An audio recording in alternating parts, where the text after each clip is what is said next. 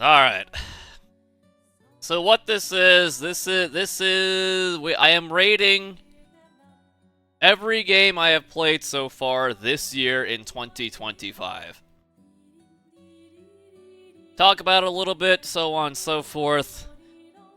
I guess we'll just dive right into it. So, Marvel Rivals. And I have played a lot of this game. I think it officially came out this year, yes? Yeah, like the first or second week of January with like the beta and alphas being in like 2024. I've played a lot of Marvel Rivals. I have. Oh, Jesus Christ. These are just to drag the fucking thing. I have played a lot of Marvel Rivals since it's come out. 281 hours for a purely multiplayer game. I mean, honestly, genuinely, this is not normal in this day and age. And I don't really have anything bad to say about it. Like I've really enjoyed it, and the only reason I haven't played it lately is because of something we've been playing recently that has had a resurgence because of conveniently timed sales and a hit TV show. But I think Marvel Rivals to me is solid A tier. An A tier game. I've had a lot of fun playing it. You know, why don't you take me to Trusted, right? I mean, it's been fun. I don't grind the competitive hardcore, even though I think in the last month and a half, 2 months that I played it, I was strictly just doing the competitive playlist. But that's just my approach to hero shooters. Or forced competitive game modes in general, because, you know, quick play with the masses is a waste of fucking time. They always are, they always have been. So, all the fun is in comp, but at the same time, you know, me, I know how this stuff could, like, if I sit down and play Marvel Rivals every week with the intent of grinding it as high as I can go, it's gonna drive me fucking nuts. I mean, not to say that I throw, or I mean I don't. At least I don't think I do. I mean, you know, when I play drunk, I guess that is kind of throwing, but I don't know. I think my approach to a hero shooter, where you can only play comp to have fun. You know, it's you play it in short spurts, once, twice a week, if that. You know, do your thing. It's all good. I think that's the way to go. That's how you have to treat these games. If you take it too seriously, then you're relying on a bunch of fucking morons in highly competitive environments, and that shit just doesn't work. It doesn't. Either you get broken, or, well, no. It just ends up in you getting broken. I don't know. I'll come back to it at some point, but I've got to strike while the iron's hot with what we'll talk about later. So I think Marvel Rivals is a solid upper A tier game for me. And now we roll into our what do we call it? Bi-yearly. There was another word for it. But yeah, so we play Mass Effect, the Mass Effect trilogy. Well, at least some of the game. Biannual.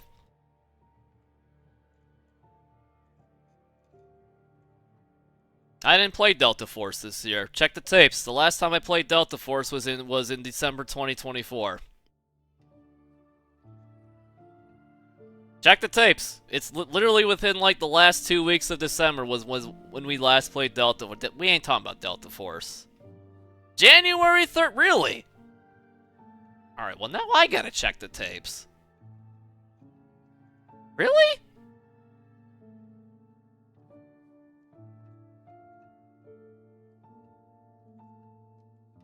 January 3rd? That wasn't on YouTube. Well, that VOD wouldn't exist. Did I last play? What do I even have this installed? Delta Force? Alright, well, alright, well, okay. I'll take your word for it. I guess we'll add it. This game is sick. Well, that's a take that's aged poorly. Alright, well, trying to look for a quick thought. I mean, it doesn't take, it's not gonna take much to talk about here. So, yeah, see, I even made an entire folder dedicated to this. Oh, yeah, well, that...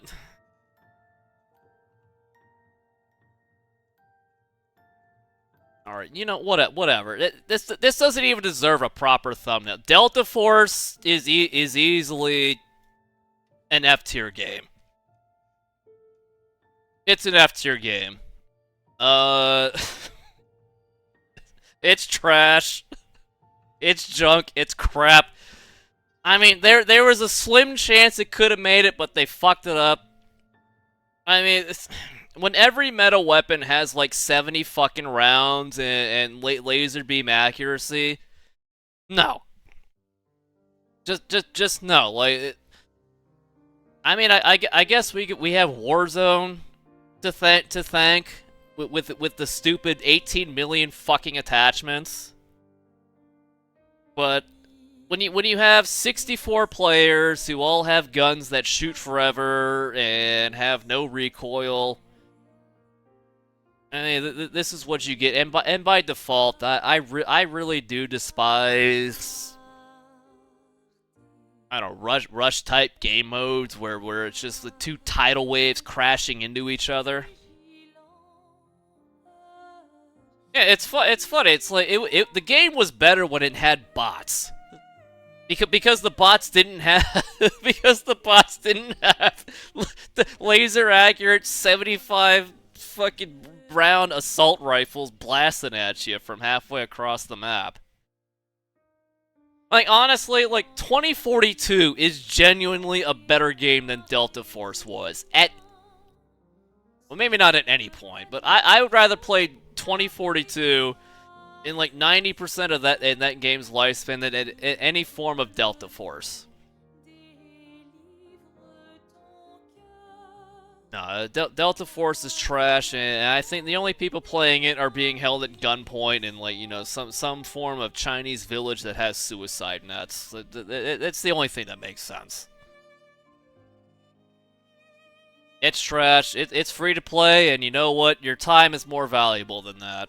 Like, seriously, like, I don't know, go for a walk, do some push-ups. I don't know, draw fucking... Get some chalk and draw dicks on the sidewalk. I don't know what to say. I don't know what else to say. Delta Force is easy F-tier material. Alright, so Mass Effect 1. Mass Effect 1. You know, the more I play this game, the more I like it. But at the same time, the more I play it, the more I'm disappointed as to how the series turned out. I mean,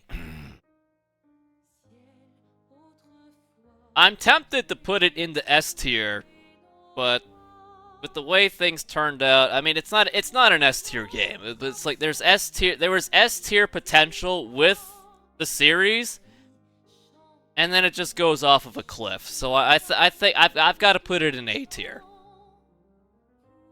I've got to put it in A tier. Like, Mass Effect 1 is...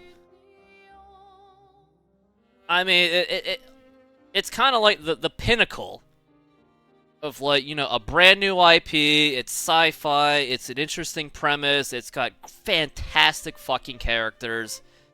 And the gameplay is jank. The open world stuff sucks. The side quests are just as fucking bad as the open world. But like, if there was ever a game, like, if you remade Mass Effect 1 with Mass Effect 3 gameplay and the Mass Effect 2 and Mass Effect 3 side quests, I mean, Mass Effect Remade could easily be one of the best games ever fucking made. But they didn't do that, so, you know, they gave it a couple quality of life upgrades with the Legendary Edition. And I mean, it's a great game. I love playing it. Every time I replay through it, I gain more appreciation for it every single time. What else is there to say? I mean, you can beat the game in like 6 hours. You just blitz the main story. But yeah, it's like, I mean, this is peak sci-fi video game material. Outside of like Last of Us 1, there's not many games that I have played to completion more than like Last of Us or Mass Effect since these games have come out. So Mass Effect 2. Mass Effect 2. This game leaves me conflicted because I am on record on multiple videos probably saying that Mass Effect 2 is as close to the perfect game as there ever was. But as I've done more and more of these biannual playthroughs, the more I dislike Mass Effect 2. And it's not because, well, not necessarily because of anything that Mass Effect 2 has done. It's because of where the series ends up in Mass Effect 3. And I think maybe, what was it? I don't know. One of the last time we played through, well, not this year, but in like 2023 or 2021. Like Mass Effect 2 is like the ultimate filler game. It's the ultimate, like, nothing in Mass Effect 2 that happens is important at all. If you went straight from Mass Effect 1 to Mass Effect 3, you didn't miss shit. At all. Mass Effect 2, the only important thing that happens is introducing the Elusive Man and Cerberus. That is it. Oh, bangers. Like, that is it. Like, honestly, yeah, Arrival DLC, it's really fucking good filler. It's a really good game. But in the overall narrative of the trilogy, it's like it doesn't mean jack diddly squat.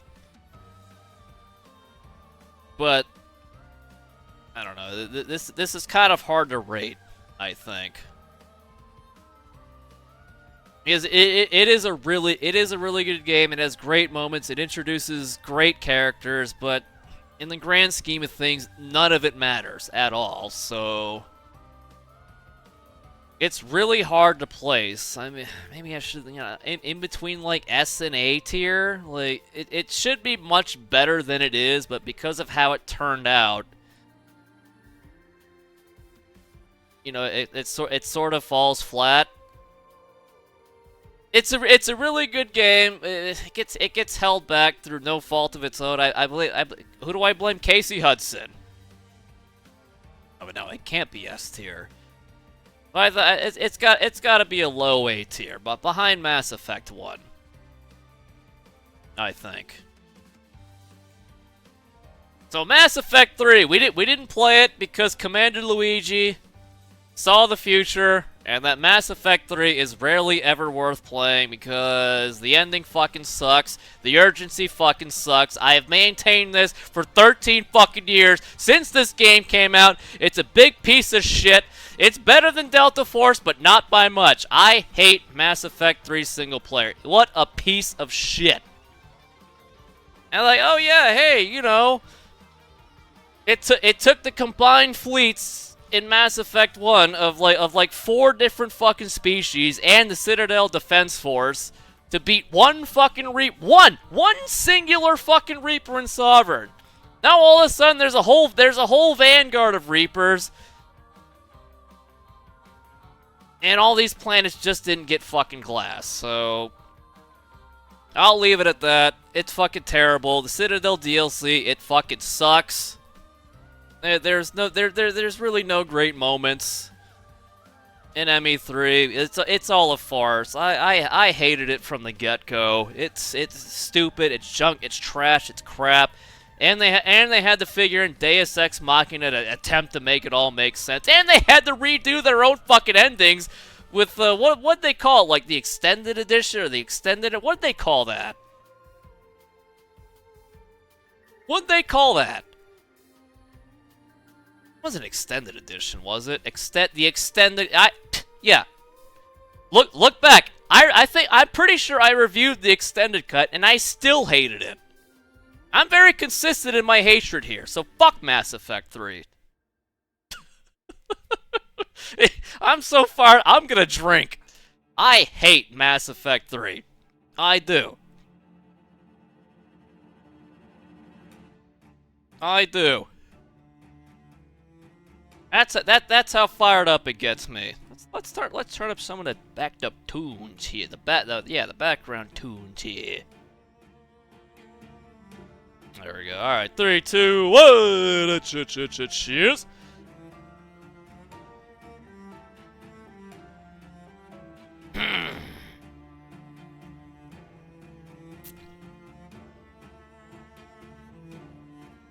Hoo-wah!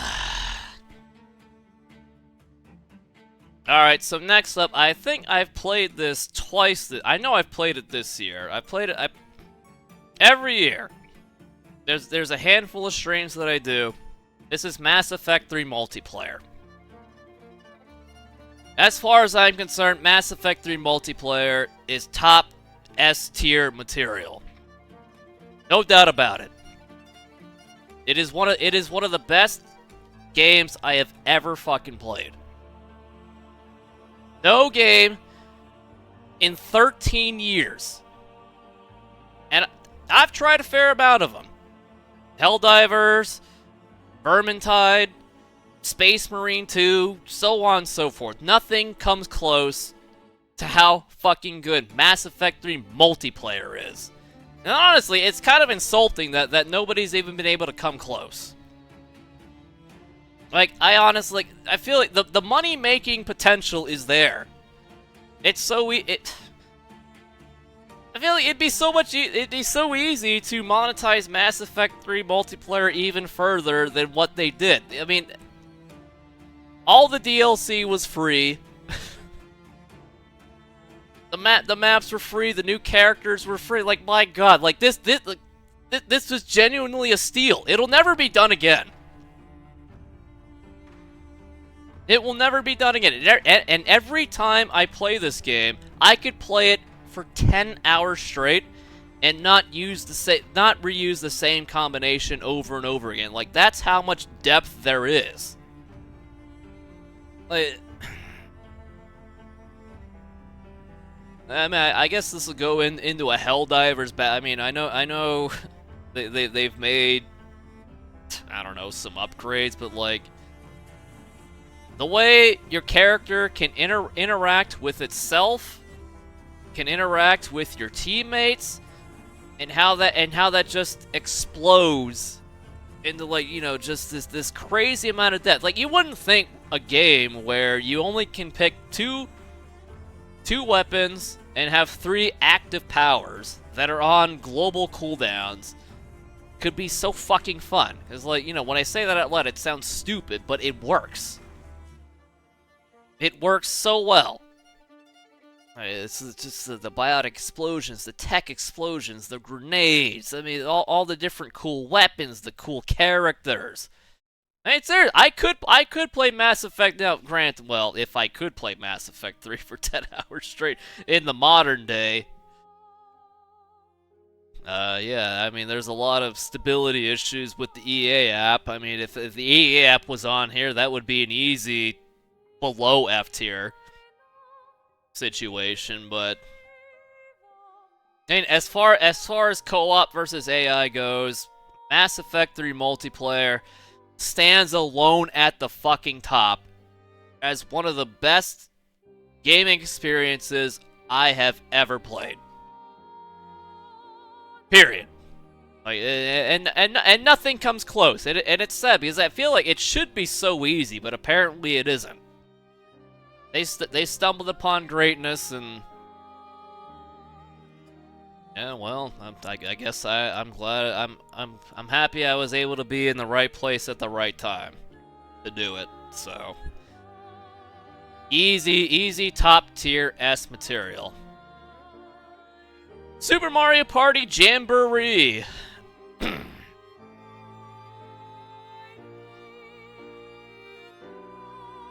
I mean, as a game, you know, to play with friends, it's really good. But like, because it's Nintendo Online, yeah, and the reigning champion, the one-eyed freak, I'd say this is a solid B tier game. I think that's fair. I mean, you know, it's not that, you know, something like this should ever be taken seriously, but there is a level of online Nintendo jank that you just can't ignore. Yeah, and it was a full price game with a very limited map set. And plus, like, you know, a lot of the mini games are reused from previous games, so what is it really offering you? I haven't played Mario Kart this year. I haven't. I haven't had a chance to crush the Toasted at Big Blue. Yeah, I think this is fair.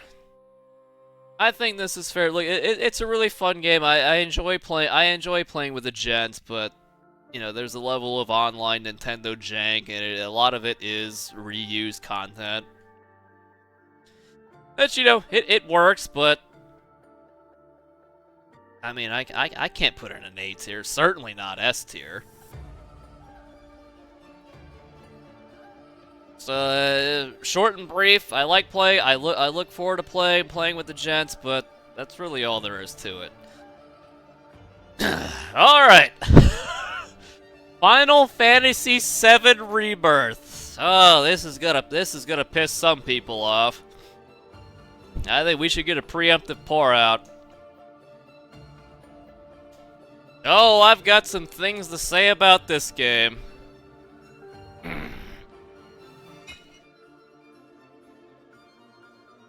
It's been pure. 3, 2, 1. Cheers.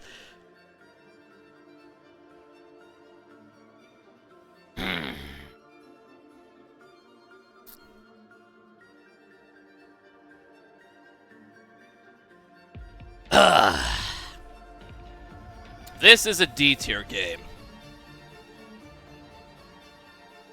It doesn't piss me off as much as Mass Effect 3 or Delta Force does, but honestly, this is not a great game.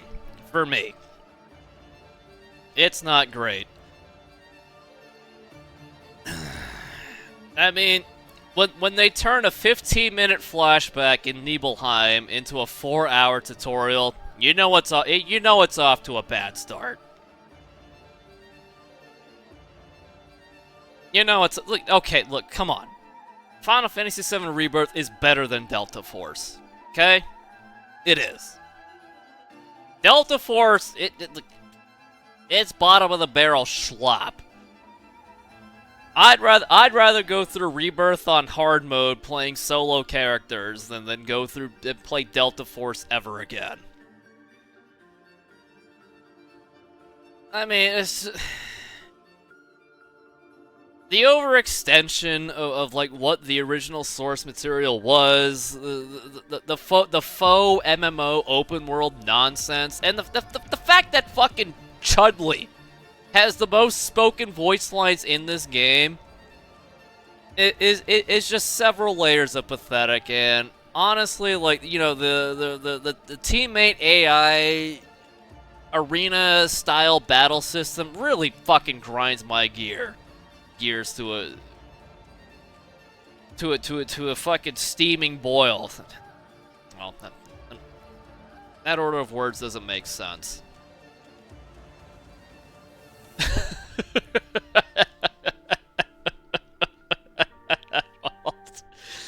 And it's just like after play, what we'll talk about later as well. It's like, nobody acts like this. Like, I feel like this might be a project for 2026 if we make it that far. It would be to actually go through the original Final Fantasy VII, because I love the original Final Fantasy VII. I think it's fan-fucking-tastic. And even to a lesser extent, I liked the Final Fantasy VII Part 1 remake. I did. I played through it fucking twice. I did. I mean, you know, it went off the fucking rails in the last 4 hours, but okay, well, I can't hold it against the rest of the game. But it's just like Final Fantasy VII Rebirth is just overly fucking anime. It's bad anime comedy. Genuine people like it goes back and forth between goofy anime comedy and trying to be serious. But it's like that. There's not enough like downtime in between those shifts.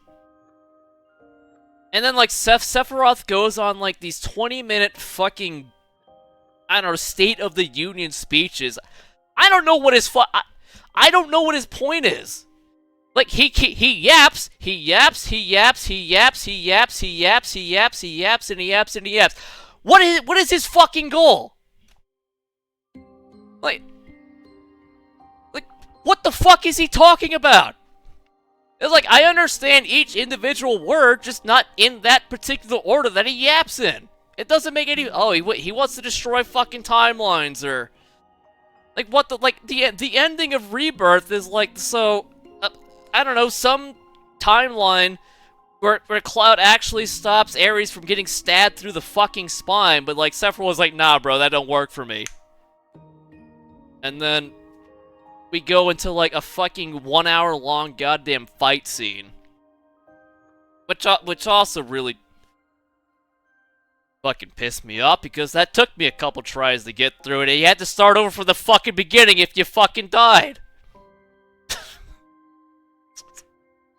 And like the combat isn't it like, to me it's the I despise. I despise that arena-style active combat system where you have to babysit your fucking teammates. And like, oh hey, you know, Yuffie or Ares, you know, they can be premier range character, and they're getting run over by a tank at point blank because they're trying to stick their fucking staff or shuriken it down the tank's barrel. Like, it's like, just about everything in Final Fantasy VII Rebirth rubs me the wrong fucking way. The stupid ass fucking minigame. Oh, hey, you go play tag with fucking Moogles at these stupid trees in this stupid, overblown ass MMO style world. Hey, you better go collect 4 behemoth hordes, and then we'll let you in our Moogle tree so that you can go play tag while avoiding goddamn magic missile lightning bolts.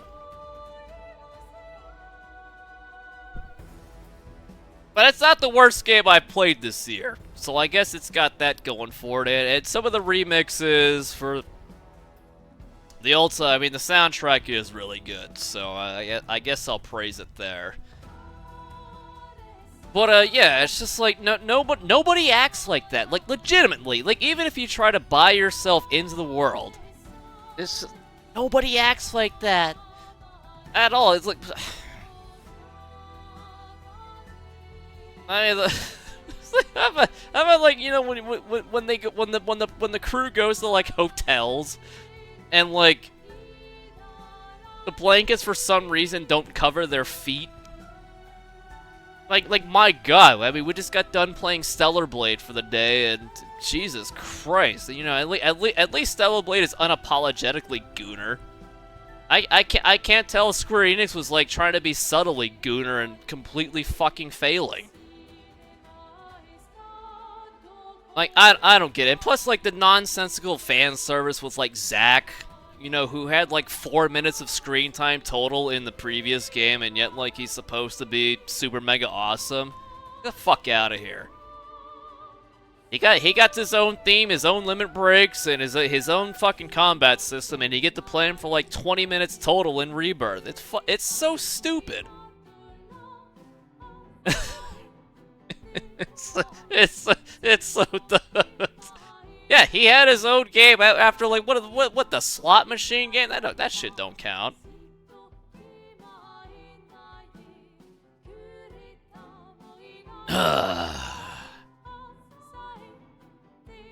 But all right. Anyway, that's all I got to say about. I think I'm drinking counted down again.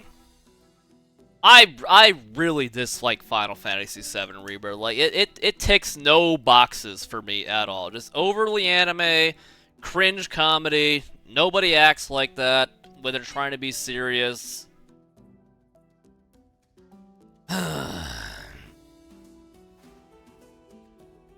Yeah, you're right. It is my list. It's not great. I wouldn't recommend that. I'd rather play the fucking original Final Fantasy VII. And you know what? I'm gonna play the new one just to shit on it some more. I'm an idiot and I'm an asshole. And you're right. This is my list. 3, 2, 1.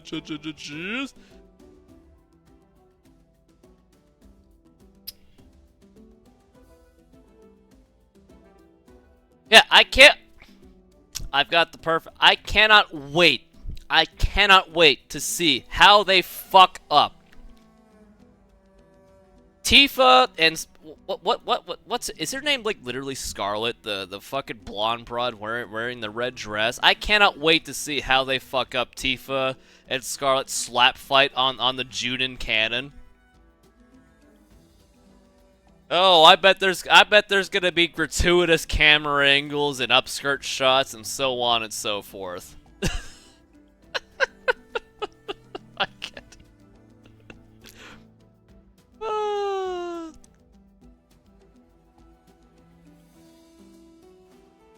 Alright, moving on.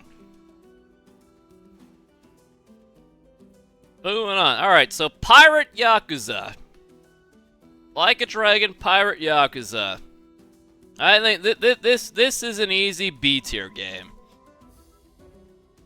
This is easy B tier. It's not the best. God, what's their studio called? I don't know. Like a Dragon Studios or whatever. Ryu, Go Tega, whatever. I think this was a fun game. Yeah, RGG. This was a fun game. I liked it. I mean, Majima's great. You know, all these games end up being, you know, like the main story is some sort of, you know, like crime drama type deal. And, you know, with the goofiness of Majima, but I mean, kind of like at this point, you know the Deadpool joke about not Wolverine, but Hugh Jackman till you're 90. Like, seriously, in the canon of Yakuza, like Majima has to be, like, 68 or some shit. Oh my god, it's like Pirate Yakuza takes place in the modern day, and he was, like, in his mid-20s in Yakuza 0 already. And this is 40 years, like, he qualifies for AARP! But, you know, it was a fun pirate game, and it has all the fun Yakuza side stories and slice of life stuff, and, you know, to play, you know, Majima in a more action-oriented combat, like, it was good. Like if you like Yakuza games, you'll like this. You don't need to pay full price for it. Wait for it to be on sale. It's solid Yakuza experience. It's like 50s now. Well, I mean, they weren't like 15 in Yakuza 0, and Yakuza 0 literally takes place in the 80s. And the modern Yakuza games do take place in the modern year. As I say this, it takes place in the 2020s. At the the late 20 teens minimum. So, I mean, these are all geriatric motherfuckers. Here we get, you know, Majima air dashing and potentially double jumping and, you know, grapple hooking, like... But you know that it's a suspension of disbelief. You know, Yakuza games do require that. Like, yeah, I like this game. Best pirate game I've played since Black Flag, and that came out 11 or 12 years ago. So, you know, easy B-tier game. Miles Morales. I think this is also an easy B-tier game. I honestly don't remember much about what the main villain was, but I do remember Miles Morales' powers being really fucking powerful. Compared to poor old Peter Parker. Like, well, Miles was easily 3-tapping people. You know, but by the end game, it's a real short game. You know, it is fun. I didn't hate it. He seemed really he seemed really powerful compared to Peter Parker. He really did. So it was fun, it was short, it was sweet, it was to the point. And that's really all there is to it. Okay, so Marvel Spider-Man, I feel like I feel like I should have put, you know what? I might put, can I do this again? Okay, I will.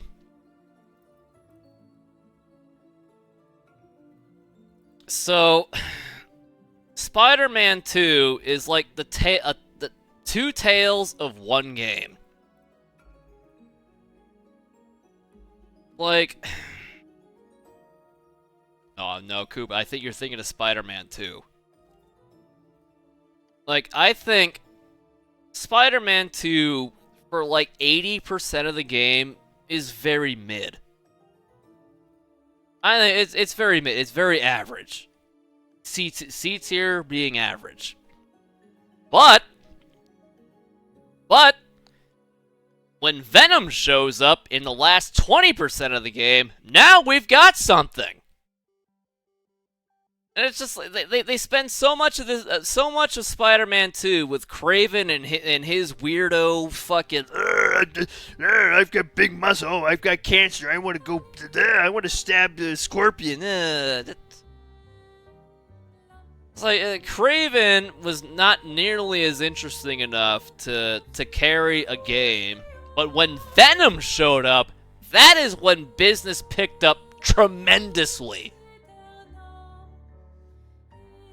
So I think most of Spider-Man 2, average game, whatever, very, very forgettable.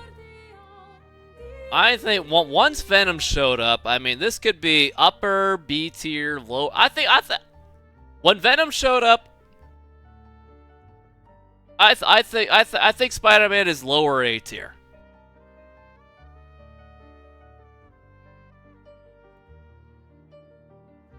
I mean, you know, it's arguable upper B tier, lower A tier. I think it's like we got to split it into two parts because there's two very distinct parts of this game.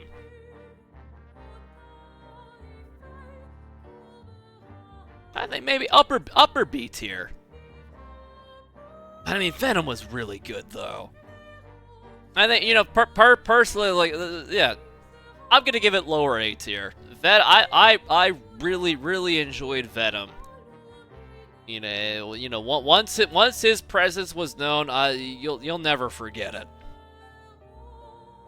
Plus, it has you know, this game just in general, Spider-Man 2 has, you know, like an updated version of Batman Arkham Combat, which I fucking love. The Batman Arkham Combat. So you know, I think for me, lower A tier. I mean, if you want to do upper B tier, I wouldn't argue with it. But for me personally, I think lower A tier.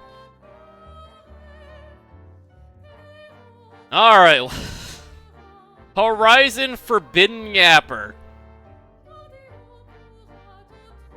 Yeah, this is D tier trash. Like, I don't know what went wrong. I mean, maybe it's slightly better than Final Fantasy VII Rebirth. I mean, I don't know. I'm half tempted to put it in F tier. No, doesn't piss me off that much, but like, so I remember, I do remember liking Horizon. Let's cut the first one. Horizon Zero Dawn, yes, Horizon Zero Dawn. But like, when the main villains outed themselves to be like Elon Musk and Mark Zuckerberg and fucking Jeff Bezos, and they literally looked like them.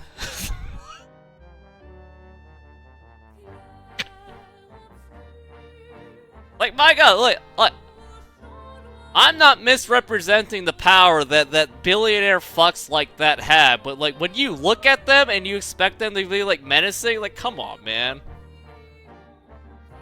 Like, Jesus Christ, a bunch of fucking tech nerds were the main villains of this game. And it's, I've never seen a more, a less intimidating set of villains in any, like, major game like this than ever. Like, it's just like, bro, could you imagine, like, fucking Jeff Bezos kicking down your front door and it's like, hey, give me, hey, man, give me all your money. And it was Jeff Bezos holding the gun. It's like, you'd be like, you? Get the fuck out of here. And then you like throw your fucking controller at his head. It's like, like the. I mean, just not to mention, like, the game was really long and like they talked forever and like said nothing. It's just, it's so weird. I guess it is very similar to Final Fantasy VII Rebirth. Just in the ways, like, I liked the previous game. I really did. And then it was just fucking downhill with the next game, in more ways than one. And like, the only interesting character in all of Forbidden West was Lance Reddick, and he had like 18 minutes of screen time. It's it just all went wrong. I don't know how else to say it. It's like Horizon Forbidden West. And apparently, like, they remade it too, or we'll pour it out. We'll count it out for Lance Reddick. Like, Lance Reddick was like, he is awesome, and his character in Horizon is great. I like it. And it's just like, again, he had like 14 minutes of screen, 18 minutes. Be consistent. He didn't have very much screen time. It was like Aloy as a main character. I mean, she's about as interesting as me skinning a bag of potatoes. My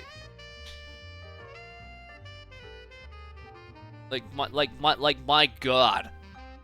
Like, just talk about bland, boring, pedestrian main character. Aloy's really not that cool at all. And the rest of the game did her no favors, and it's just, no. Horizon Forbidden West, it wasn't it. It wasn't it, dog.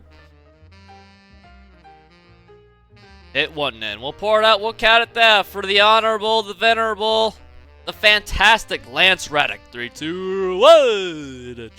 Cheers.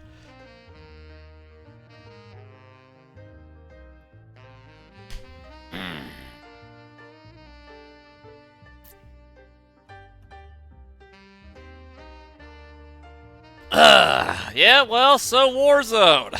Yeah, that's an easy F tier. That's like... Yep, I mean, that's... Come on now. Like, do I really need to go into granular detail here?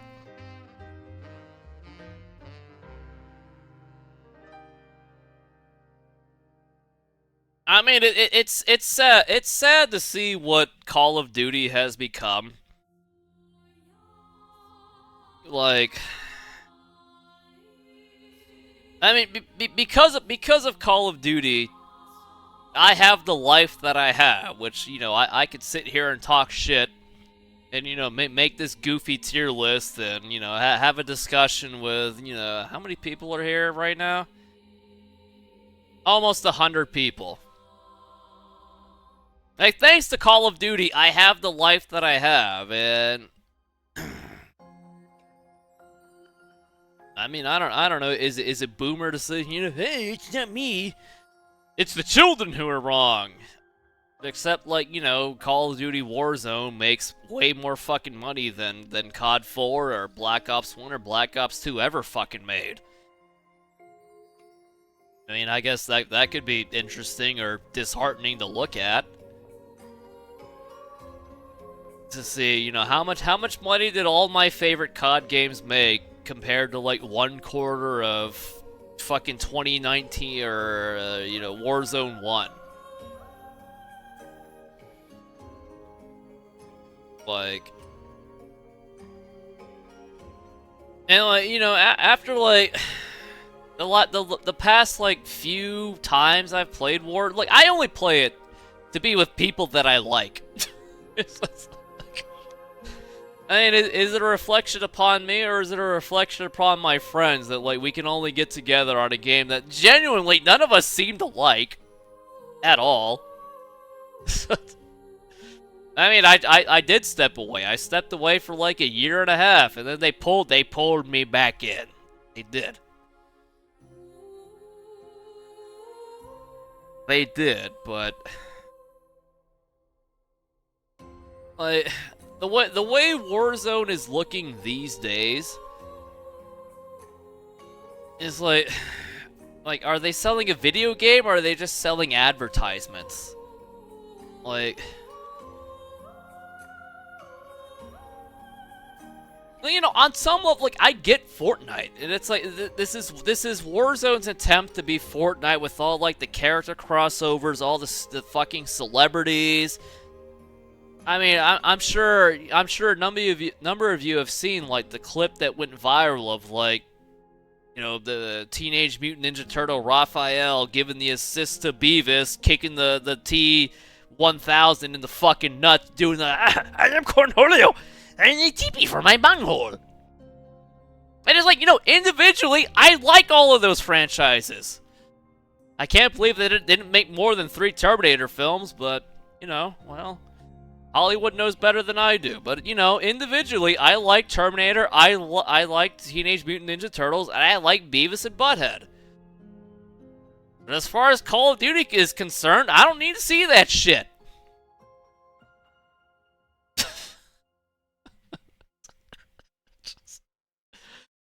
I mean, and not to mention, like, I will say this, like, my coup de grace of, like, my review of Warzone, it's the most woke game I've ever played.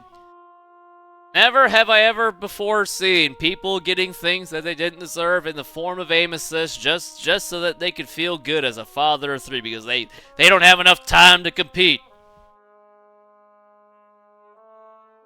I don't know, raise your fucking children instead. Take them to the fucking park. Why are you gonna sit there and rely on a goddamn algorithm? Oh, Jesus. It is, look. Think about it. Everything that anti-woke people hate, it really is in Warzone. Whether or not anyone who really enjoys Warzone will admit to that, fuck no. There's a reason. I love this for aim assist made careers. Want to know how I know that? Because I watched that fucking swag dope play a game without aim assist in Rainbow Six Siege, and I tell you what, my aim fucking a dozen shots deep would be better than that on mouse and keyboard, no matter what game I fucking played. Hold on. What? No aim assist controller player report.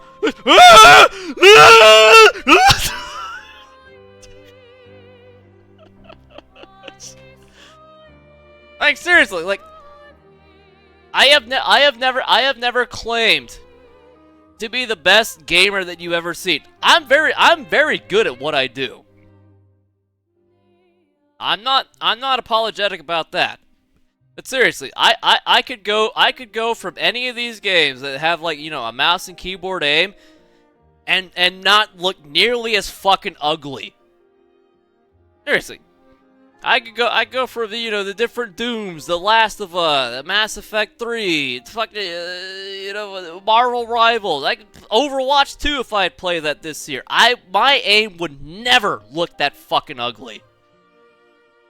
I could spend the entire day playing every single Battlefield game made in the last 10 fucking years, and my aim would never look that bad, ever.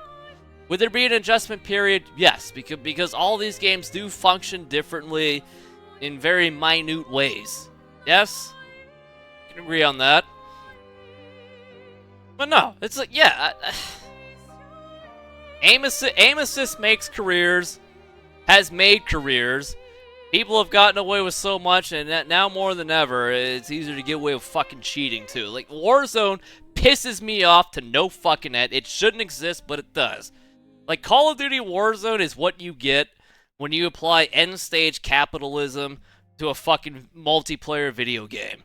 It's a fucking joke. I hate it. It disgusts me. The fuck out of here. Before you want to call me, you know, some butt-hurt-ass boomer, buddy, I'll say this. I would love to see any controller player on the fucking planet shoot down planes on Hoth like I can on a mouse and keyboard. Because Battlefront 2 was made in an era before they made those fucking platform-specific balance changes. So get the fuck out of here. Not to mention, there wasn't any motherfucker. There is not any motherfucker. There might be 5 fucking people on the planet who can use the P06 better than I can on PC while they play on console. That's a fucking fact. And I will die on that hill every single time. Every single time. While console players are sitting there using the whatever the MP5 was in that game, or the VMP or whatever, I'm sitting there fucking dropping nukes with the P06 and making it look easy. Being aggressive. Like, it's a different world. It's a different world. I mean, my God, it's like, you know, if we want to take Black Ops 2, I'll take it even a step further. The Scar H. And again, I played both of these games. I played it a lot more on console than I did on PC, but by the time I got it on PC, I mean, it was, you know, dying several years. For several years. The Scar H silence is one of the best weapons you can use on PC. The Scar H, no matter what you did to it on console, was trash. Nobody fucking used it. Nobody fucking used it. It was like, oh, silencers were banned. Get the fuck out of here. All the console sweats use the M8A1 and the AN94. I tell you what, there's a lot of sweats who will swear by the Scar H on PC.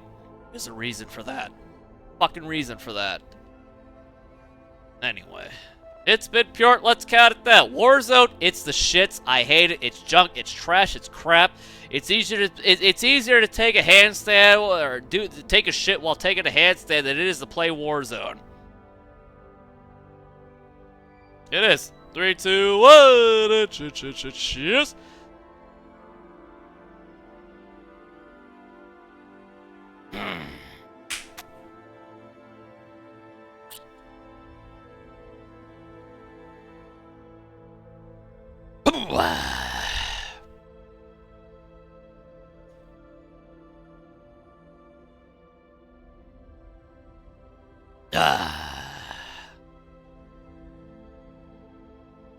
All right. So anyway, that's what I think of Warzone.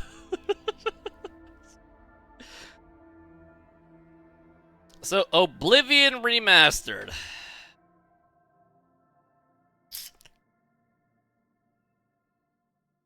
I mean, I feel like I also need 2 entries for this. Because I've never really played Oblivion. I do have a copy of the PS3 which I played for about 2 hours. Oh hey, the poem. All right, we're not going to listen to this. I don't need the French guy yapping at me. Whoa. Bangers.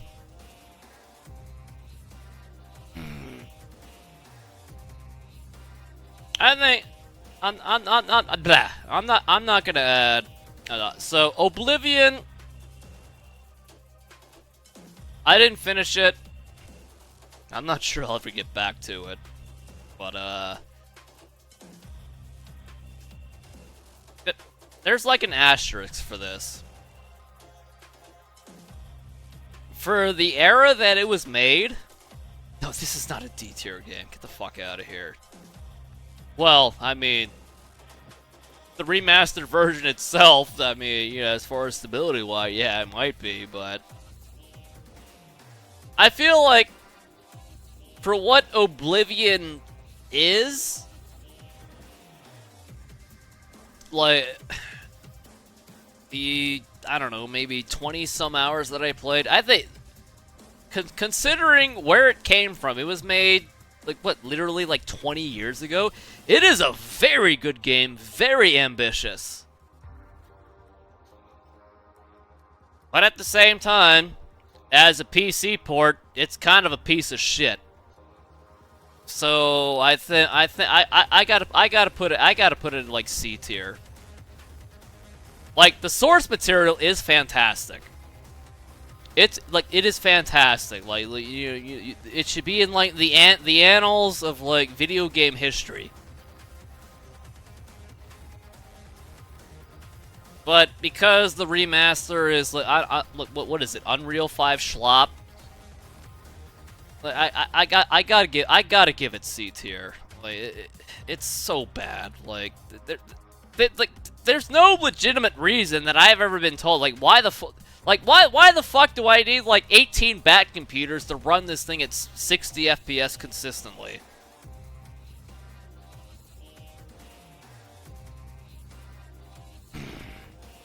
Like, so again, it's like the A-tier potential, because you know what it means to gaming history.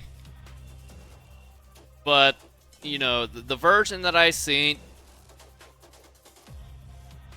like it's C tier. It's so poorly optimized. It makes no sense. Like, well, I guess it does make sense because I fucking bought it. But like with Oblivion, we deserve better.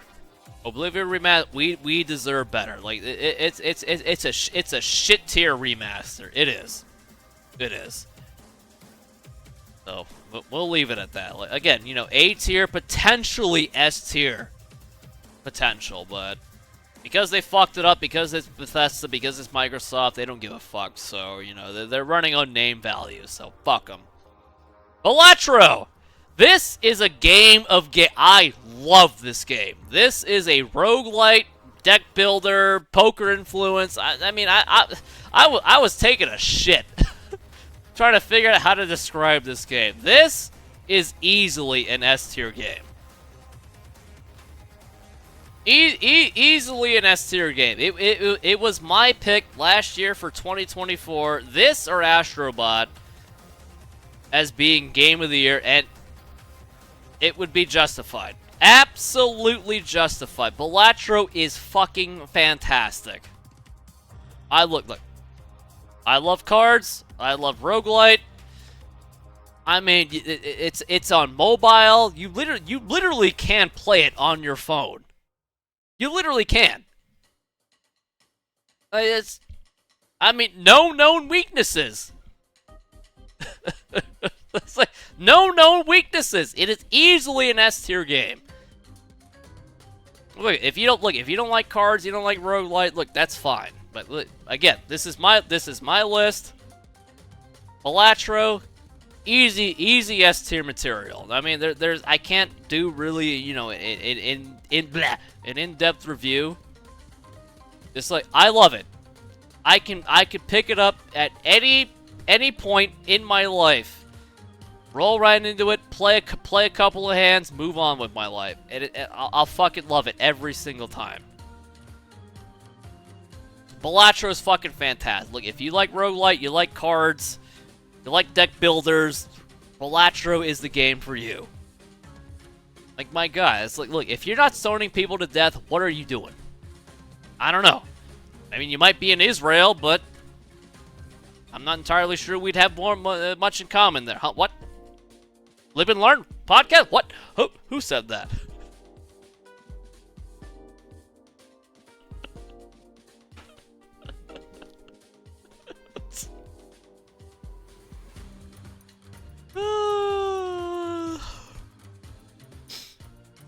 Alright, moving on.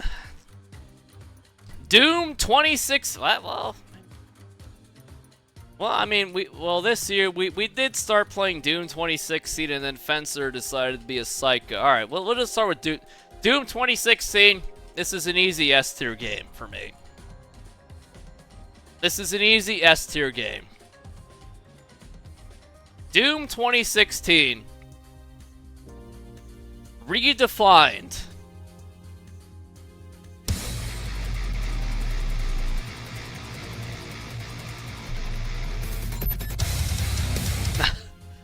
That's Doom Eternal, but I feel like Doom 2016 redefined what makes a fantastic single-player FPS campaign. I think prior to Doom 2016 would be like, you know, like your COD 4 campaign. Before that, the Perfect Dark campaign. And it's like, so like even within like its own publishership, like I think prior to in 2024, I went through the first Wolfenstein, and like I think Wolfenstein, God, what is it called? The New Order?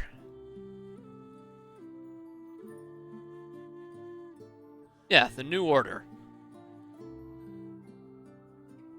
Last played June 19, 2024. So it's still somewhat fresh in my mind. Like so going from Wolfenstein 2024 to Doom 26, there is so much quality of life improvements. You know, where it's like, you will find yourself, especially on like harder difficulties in Wolfenstein, where, you know, you're sort of peeking corners and such. Yes. Whereas, like, you know, it's like Doom rewards aggression. You know, every kill and when you get low health, you know, if you stay aggressive, you get that health back. No, I think Wolfenstein, the modern Wolfenstein, I think they're great. They're great. But Doom 2016 is fucking better. So much better. It's like if they applied Doom 2016 mechanics to Wolfenstein, I think you'd have a hell of a fucking game. But like, I think Doom 2016, I mean, like what it means to like single player first person shooter campaigns cannot be overstated. I don't think people talk about that enough. I don't think they do. It's like there's so much Doom 2016 does right, and like, you know, so it's like the jump between every campaign before that and then Doom 2016 not only was higher than that, it exceeded that. That's why Doom 2016 is one of my favorite fucking games ever made. Ever made. It's like it's so good. Like, just again, you know, that jump, and it's like everything that came before it. While there's great stuff, you know, that's middling, and, you could argue back and forth, what belongs here, what's down here, what's the blah blah, so on and so forth. Doom 2016 is so much better than all of that. It sets the standard of excellence. Shelton Benjamin would be happy. It was. Shelton Benjamin would be happy.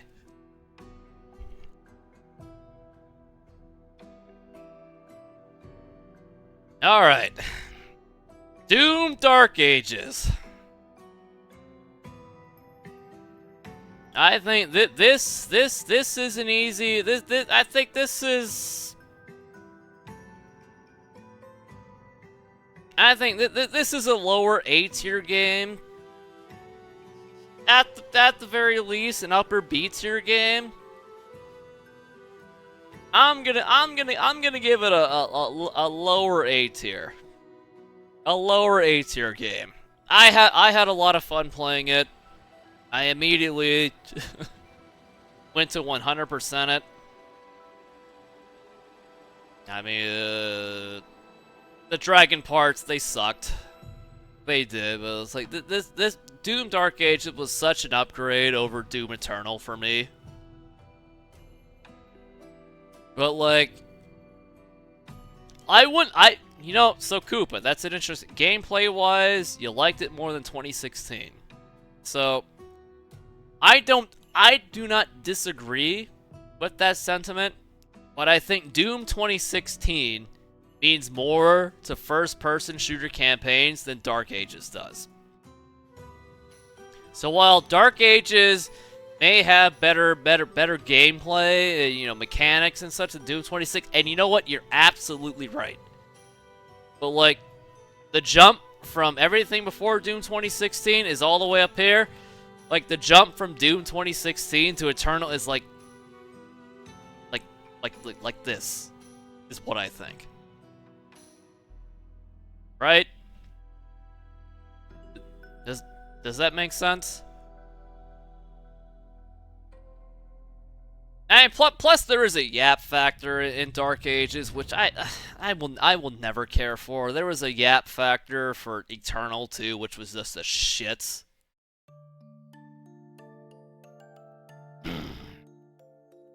But I think Doom Dark Ages, I liked it a lot. It's way better than Eternal.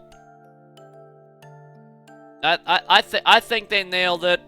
I guess we'll see what this Games Pass trash comes to be.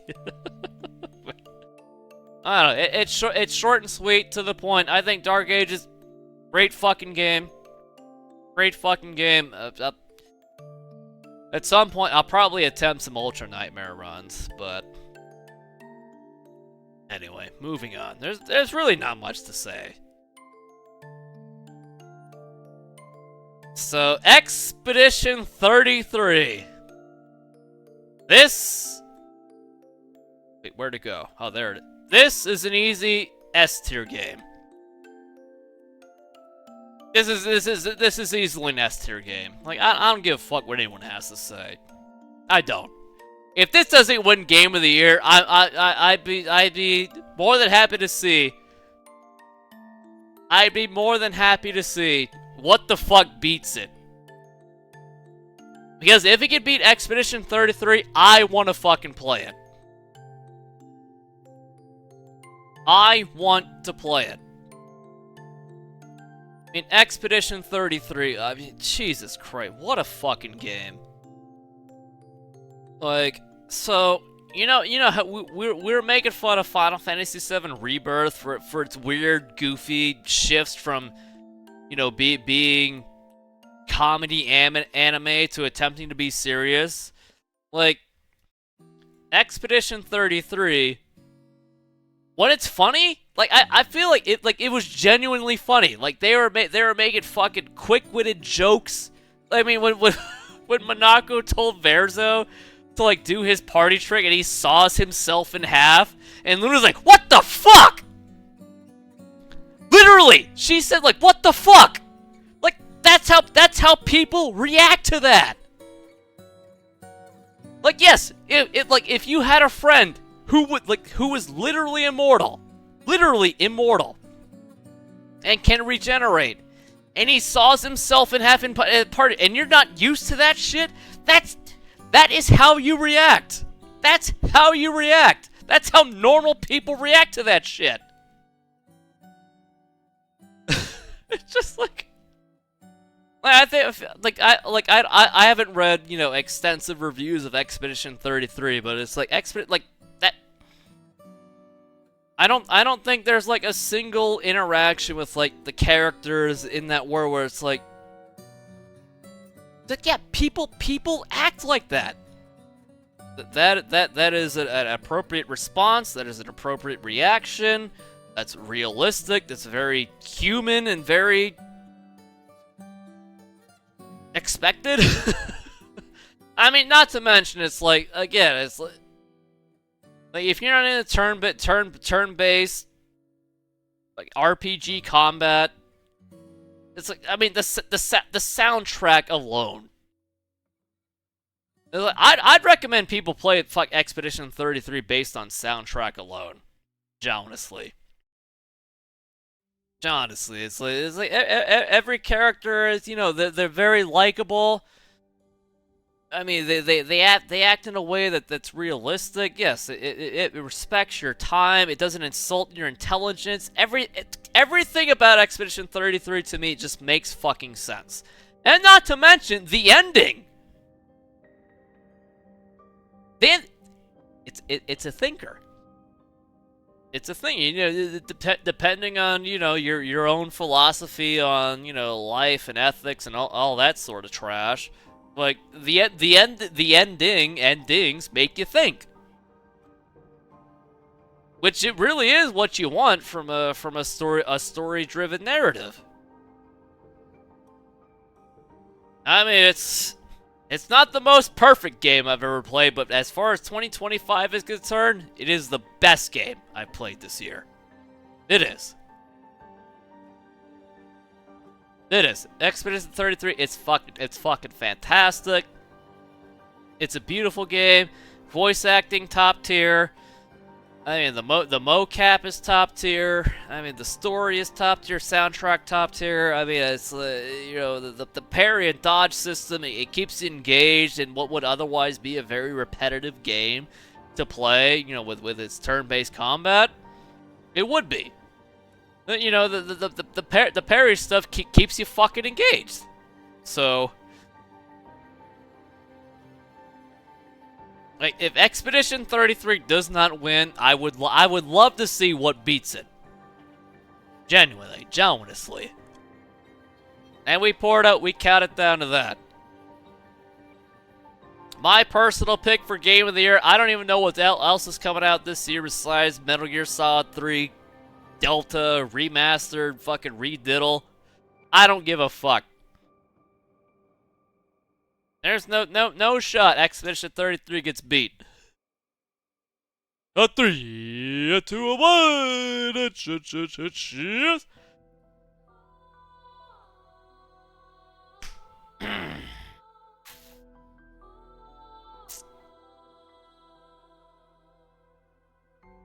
Oh, and to make it better, the way the game ends, it's like, it leaves you wanting more. Because, like, you know, like the overall world is, or narrative is not really expanded upon. So, look, I mean, if they don't make a follow-up or an expansion to Expedition 33, this will be the ultimate case of blue balls in gaming fucking history. But it'd also be a big baller fucking move to say, yeah, we made a great game and they're gonna move on and make another like brand new IP. Which should be fucking hilarious. No, Hades is the perfect game. But I haven't played Hades this year, so it's not on the list. You know, I would like, if they didn't make anything else regarding Expedition 33 and they fucked off and made something brand new, I'd respect that too.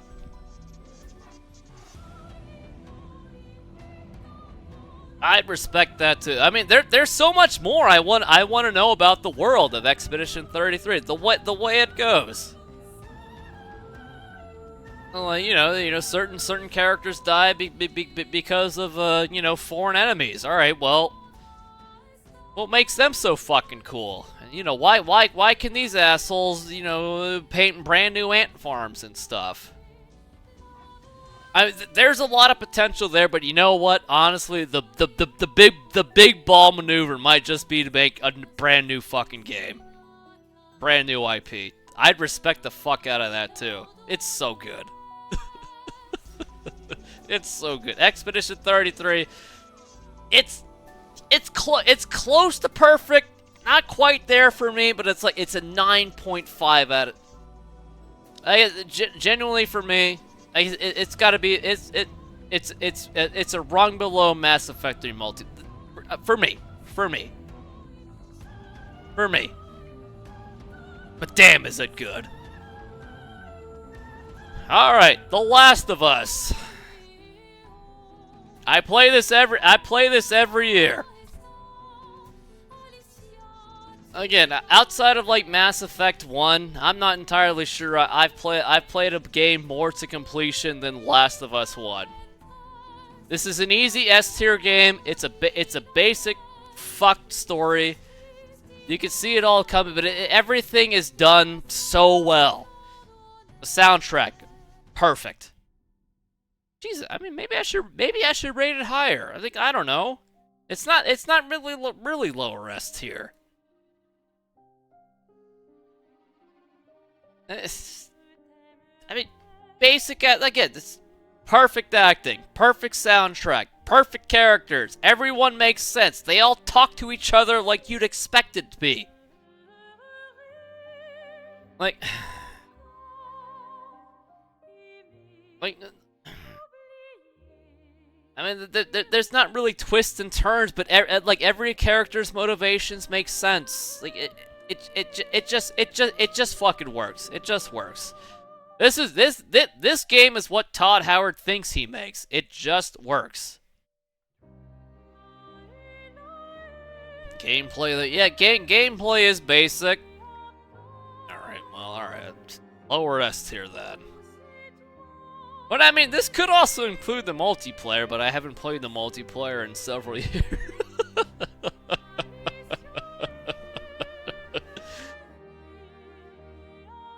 No, it's fine.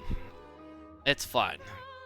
The Last of Us, the OG version. Like, it's like, I don't know. It's like if you put me in front of like, I don't know, like a test where I had like open-ended questions, I could probably rewrite 90% of this game's story from memory. So how often I played it, how often I do play it. I love this game. Last of Us is one of my favorite games, and I love it even more. And you know, this is a little bias here. Is that people now expect me to play this game every Father's Day weekend. Which, you know, I mean, it's taken a decade to condition, motherfuckers, but, you know, that's uniquely me.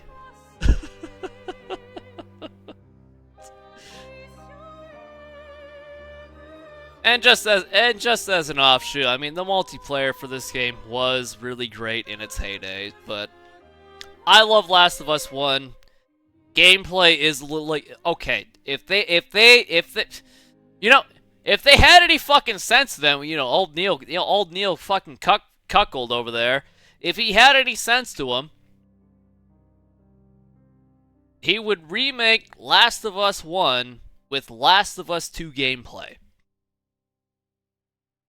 Look, for all the shit I talk about Last of Us 2, and I talk a lot of shit, it happens every single year, probably every other month. really, where I make fun of it.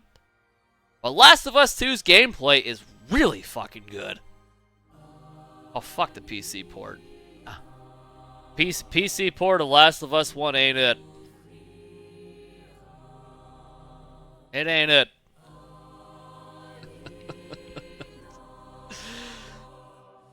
But I mean, yeah, the gameplay is incredible. Everything else just sucks.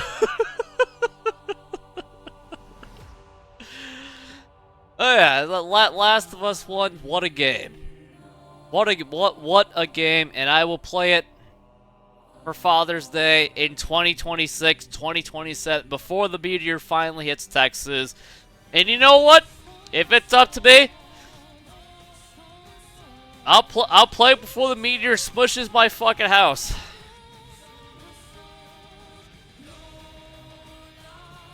Alright, moving on. Stellar Blade. We are currently playing this. I feel like I'm like halfway through.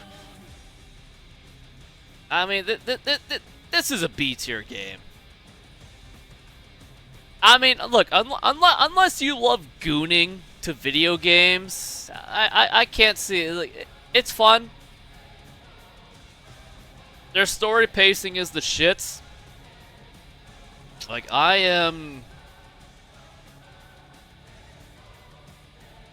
am 16 hours through. No, it's lower B tier.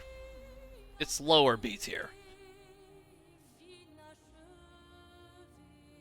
I mean, look, by default, I like hack and slash games, and I guess that's pretty much it. I mean, I guess this could be upper C tier, lower. You know what? Upper C. Like, it is a mid game. I mean, again, being in C. Well, actually, maybe Oblivion belongs down here for being a shitty PC port. Yeah. Alright, I've changed my mind. Oblivion belongs, but for being a really shitty port.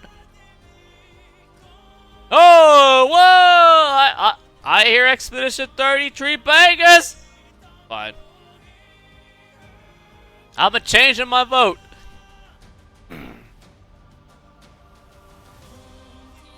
It's a Stellar Blade. It's a solid game, but like 16 hours in, they really haven't exposed any story things that matter other than like, oh, look at me, I've got big fucking jiggly anime tits in my fucking summer vest, and you know, you could shove a camera up my taint. Like, I mean, it's funny. Like, I've enjoyed playing it. But like, you know, the gameplay is only and visuals is only part of the story,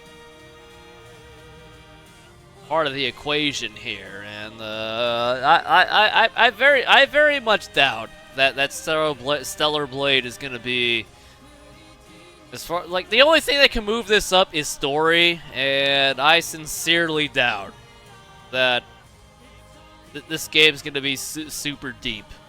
They're like, oh my god, I can't believe that happened.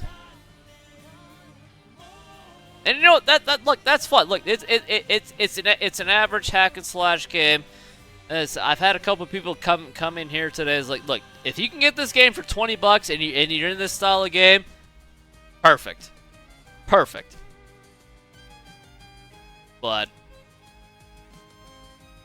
I mean, this is not a must-play game. Honestly, I feel like my time would have been better spent playing Dragon Age.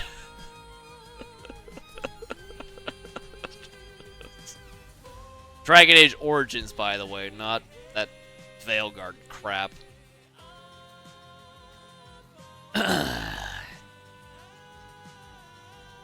All right, so moving on. We've hit the tail end here. Black Ops 6 Zombies. I've played this off and on since it's come out in November of 2024.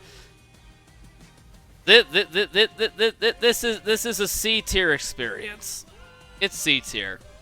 I don't hate playing it. I mean, for a brief moment, I looked forward to playing it just so I could unlock some zombies, specific camos, which was a very deep grind. I mean, look, it exists, it's whatever, it's not insulting. You know, I've done a couple of high round runs that have been sabotaged because, your save's been corrupted. I get to start for the beginning, idiot.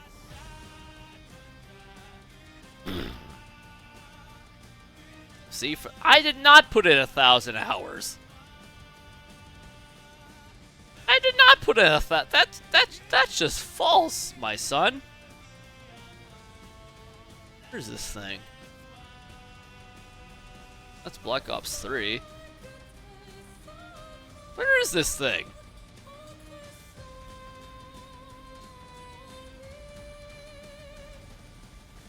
COD Remastered. Where is this thing? I'm not disputing that I played it a lot, because, I mean, by default, the way it's designed, you have to play it. I guess it's just this shit.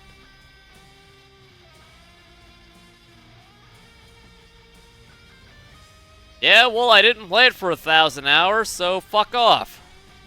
360 hours. That encompasses so much. Yeah, it's just COD.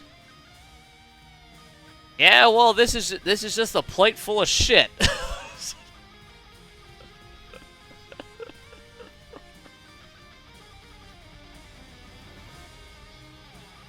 No, I mean, it's whatever. I mean, I will be buying Black Ops 7 just for the zombies, and I mean, it is what it is. You know, there's some content to be made, and you know, maybe I'll hop into the multiplayer sometimes. Maybe I'll get a couple of yappers. I mean, it's way better than fucking Warzone. Not that that counts for shit, but yeah, it's. For me, you know, it pales in comparison to old school zombies. You know, your Der Reise, Kino der Toten, and Ascension, the other stuff and such. It's like, yeah, I mean, it's okay. I mean, I don't hate it. I don't loves it either. And in 2035, if I make it that far, I ain't gonna play any Black Ops 6 zombies. I will definitely be on, you know, World at War or Black Ops 1 or, yeah, Black Ops 1 Zombies. Absolutely in 2035. That's, well, not, well. Yeah, I mean, you know, once or twice. You know, it's whatever, like, it's average. You know, it's like Watch Dogs. It exists. It's not insulting. It's okay. It's okay. I think this is a fair rating. Alright. Battlefront 2.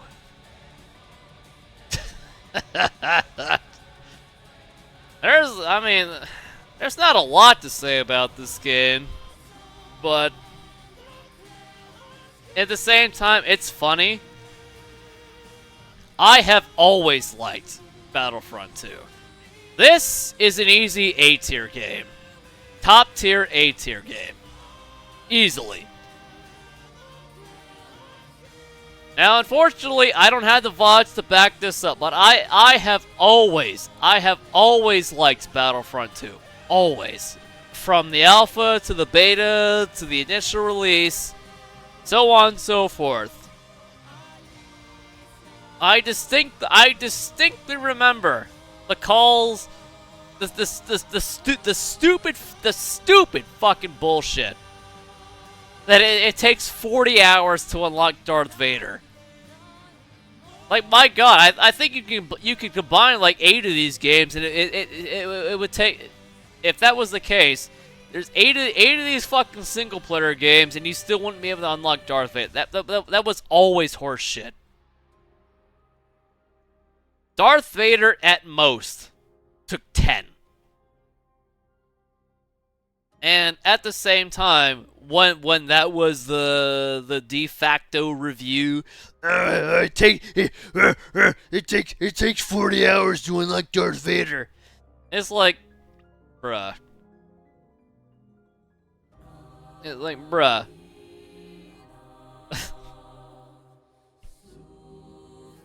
It's like,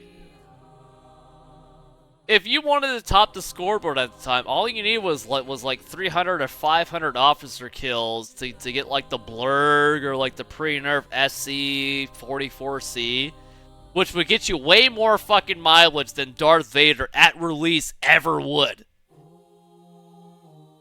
Yeah, it wasn't until years after that fucking Darth Vader was giga buffed to be like completely unkillable and completely busted. That took fucking years. That took years. I was like, Battlefront 2. I feel like should go in the history books as like one of the most like Battlefront 2 and Hardline is like one of the most bullied games for no fucking reason whatsoever. Darth Vader, the dude has beef with sand. Yeah, well, you know, I bet Darth Vader would put sand in his beef burritos. That fucking idiot.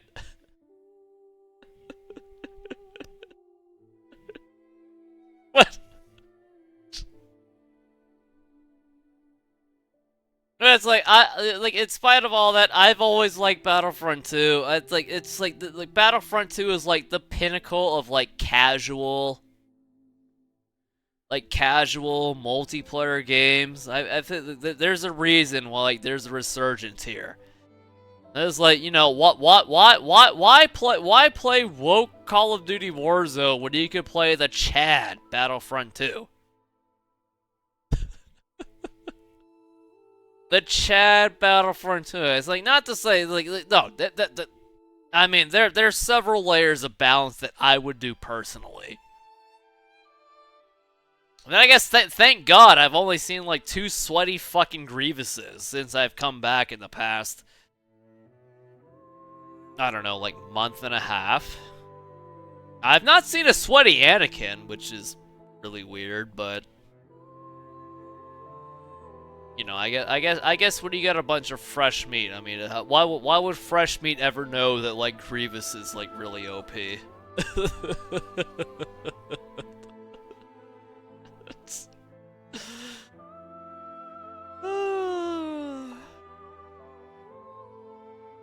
But yeah, Battlefront 2, it's a game of games. It's, you know, one of the last of like definitely a dying breed where you could just hop on, have fun. I mean, you know, keep in mind, you know, not like literally like fucking 2 weeks ago, 2.5 weeks ago, I got called every racial slur in the book just playing on my own game.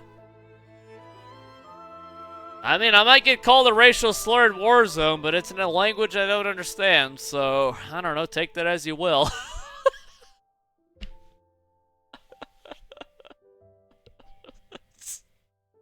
I love Battlefront 2. I always have. I've never. The balance is the shits.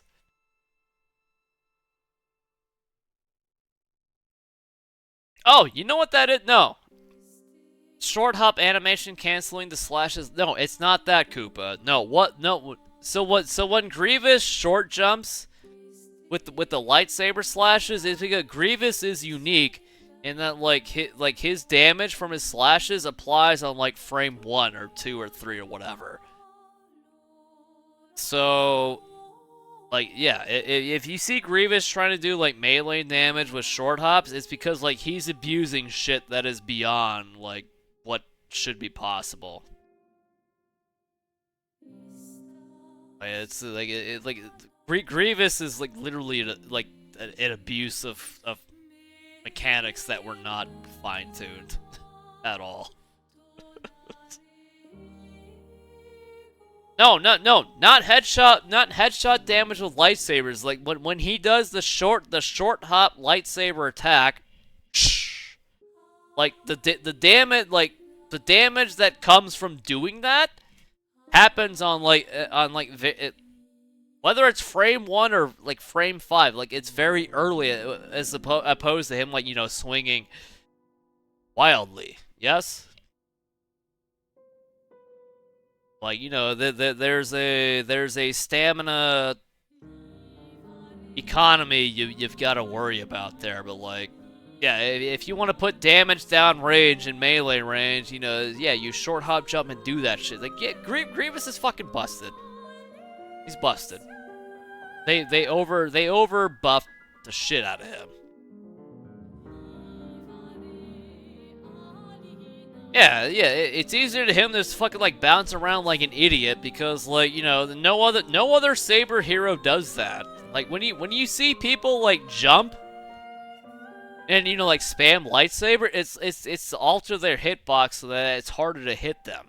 But with Grievous, like when he does his jump and like swings, you know, he's doing it to also alter his hitbox to make him harder to hit, but like his damage frames, his damage data comes out sooner than any other Saber hero. So, you know, if you're playing fucking the Rat Yoda or whatever, and like Grievous comes at you and he's like short hopping, spamming or whatever, it's because he knows the tech. I mean, I've only seen that once since I've come back, but I mean, again, it's very sweaty tech.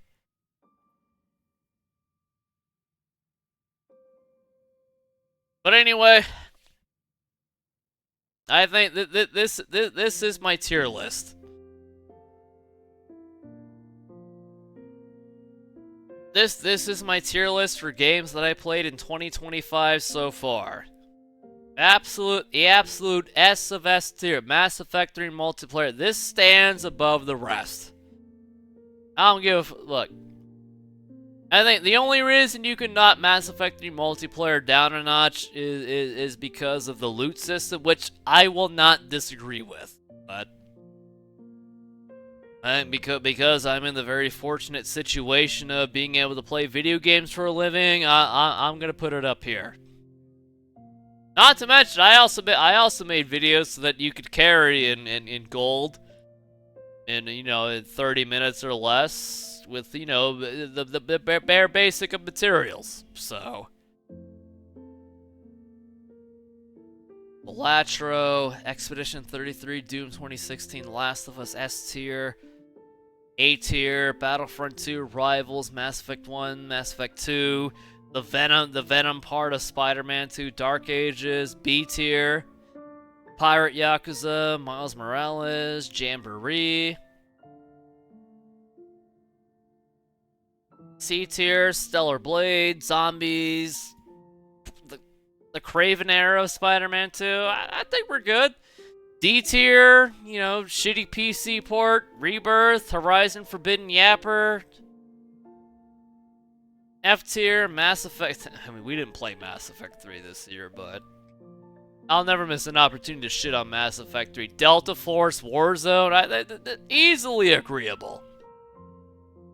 I think this is a good list. I mean, you might be able to like you know like interchange you know maybe some of this A tier stuff in the B tier, and you know I won't argue too hard, but S tier. I mean, my God, seriously, what is better than Mass Effect 3 multiplayer? It sure as shit ain't Helldivers. It sure as shit ain't Space Marine. Does anyone even play Space Marine 2? Have they finished their fucking roadmap? Or did they give up due to a lack of interest? Alright, well...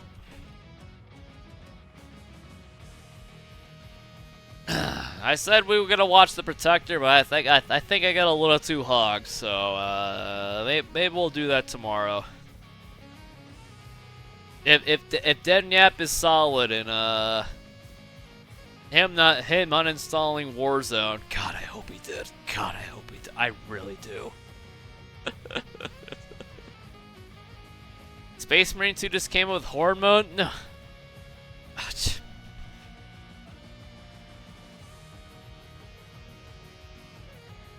No. Space Marine 2 did not need Horde mode. It didn't.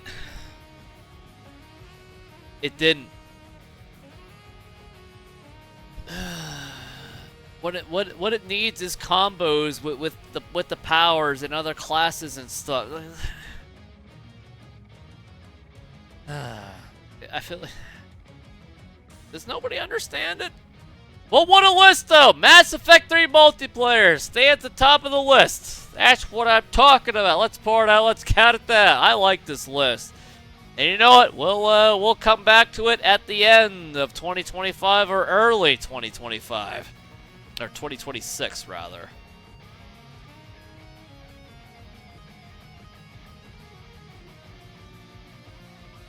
Alright, people. It's been pure. Let's count it down. A 3, a 2, a 1. A cheers!